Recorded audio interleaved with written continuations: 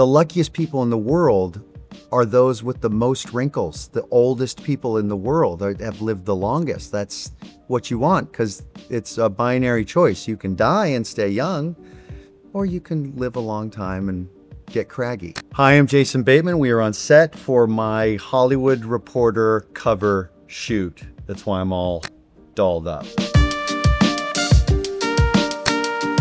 Greatest indulgence, I think, is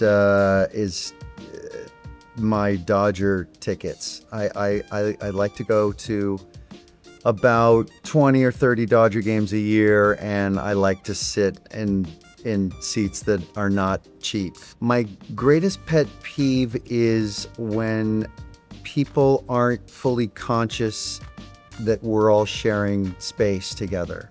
You know, like talking loud in a movie theater, or banging your seat on a plane, or whatever it is. It kind of sucks. My happy place is, it's gonna sound really soft, it's at home with my daughters and my wife, and I'll stop there at painting the idyllic picture, because that usually means I'm in one room watching my thing, daughter is in her room watching her thing, other daughter watching her thing, and wife is watching. So we're all in the same house. My favorite part of any production is kind of getting to know everybody on set. You know, there are a group of people that you end up spending more time with than your family, and you're also kind of making this chunk of fake life together, and everybody's kind of like a little magician in their little areas, and so getting to know the people and their skills, it's kind of like, it's cool meeting the team, you know. A professional risk that I took that paid off. Well, on Ozark, they originally were not looking for a director. They were kind of thinking about, let's get an actor, and they're taking some big swings on some very fancy directors, and I wasn't interested in just acting. I wanted to direct them all, but happy to play the part too. And so I had to really pitch myself as the director to folks that weren't looking for me to direct. They were looking at these big shots. I sat down and had to pitch them for a couple of hours about what I would do and talk them into it. And I remember the look on their face was, okay, you get how big this pile of rope is you're wanting us to tie around your neck. You're comfortable with that? That's a big risk, you know, don't clank it. I remember not backing off of that opportunity of responsibility, and I'm glad I did, because through the incredible cast and crew that was around me, we managed to hit a target pretty close to what I dreamed it would be.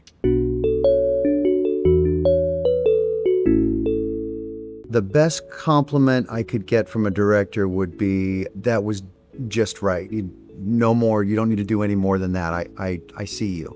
I see what you're doing. I can read your mind, you know, because I think that's what, as a viewer, for me, that's what I'm always going for. I'm always going for an actor where I've got to lean forward and try to read their mind, as opposed to getting too much help from them about what the character's going through. So that's why I like to watch all the stuff that I do, to see how it comes across, what the level is, because I know the way it feels inside, but it's different entirely how it comes across on camera, depending on what the lens is and the lighting is, and blah blah blah. So getting that level just right for the director is a great feeling. The best part about getting older is that you get smarter every day.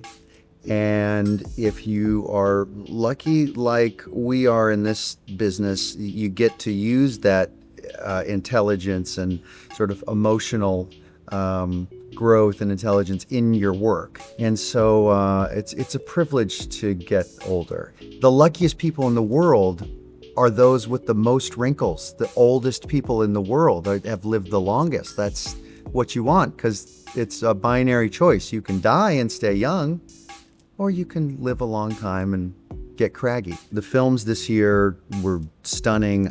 There's a long list of films I would have loved to have been a part of, even on the crew, just watching some of these filmmakers do their thing. Obviously, PTA, Josh Safdie are remarkable at what they do. Joaquin Trier did an incredible job with Sentimental Value. But the film I had the most fun with this year, I watched it 3 times in 5 days, was Weapons.